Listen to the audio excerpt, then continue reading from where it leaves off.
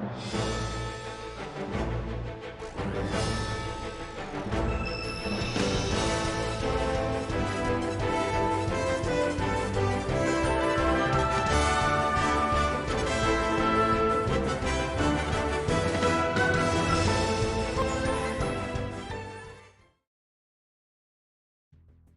what's going on, guys? Welcome to another Final Fantasy Brave Exvius video, and this one might interest some of you guys that are free to play, because there's a new update that's coming out that's going to reveal a very interesting idea that they've brought across the desk of Alim, and compared to Gumi, who's just dragging their feet and not being able to do a lot of things, Alim is continuing to improve and innovate and make new things. Which was interesting because it used to be the opposite. It feels like the Gumi team jumped over the Alim team or something. So the usual stuff: King Mog, new EX, not new. This is not usual. The new EX stage for the current event, Vision event, premium boxes, banner, King Mog. The battle to upgrade weapons, the new weapons for the next banner, and along with a lot of other things. So Charlotte is here. I know some of you may be really excited, but unfortunately it doesn't look like she's going to be the normal way she always has been.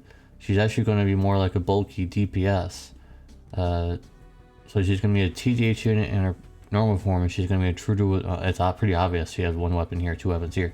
So true to wield, that is Lauren's. She's cosplaying as Lauren for some reason. It looks like she did like a fusion technique from Dragon Ball Z and fused with Lauren to make this. I don't know why she's called. Maybe it's explained in her bio or something. I don't really know why she shifted as Lauren. Why can't she just be herself? I don't know. It's weird. And apparently, if you get this STMR here, it's two-handed greatsword right now, which doesn't seem very good. But if you upgrade it, it becomes a one-handed weapon, so that's interesting.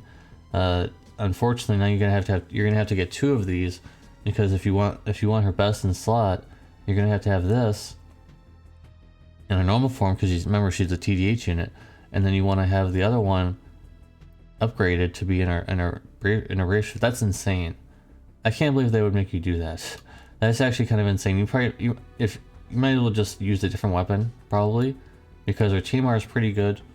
It's 50% wound burst damage, also 50% attack and spirit. And that's pretty good. That's a pretty good combination of TMR. I like that.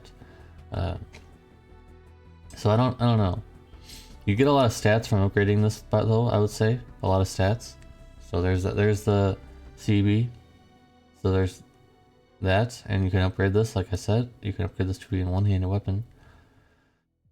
Apparently this works with all Charlottes, but I mean, come on. I think this was really going to be best on the new one. Of course, the Neo Vision Awakening one would be decent, but meh. Got Vlad here finally, and this is the one I wanted to see. I wanted to see this. Of course he was going to be like this, but I'm glad that they didn't make him into his final form, because that would have been really creepy and weird. Not creepy, just a little cringe, because the size difference wouldn't make any sense. You want to know what's actually cringe is that nowadays they're not making vision cards for both units anymore. They're only making, this is the one thing I don't like about Alim right now. Everything else they're doing is really great. The one thing that they're not doing very great is they're making a vision card for both. They're not making two new vision cards for each one. They're only making a vision card for both. So vision card's very good for one of the characters, but not so much good for the other character. I guess this time it's not as bad, because for Vlad you could just use Soul's vision card like always. Whoops, I didn't mean to hit that. You could just use Soul's vision card like always. Pretty much works on everybody. So this TMR is not that good. It's not bad either, but it's just whatever. Just 100% TDH, I think, with a shield. I think so, and 40% dark resistance. It's basically Soul's STMR. Or Soul's TMR, sorry. New Vision Soul's TMR with 40% dark resistance added.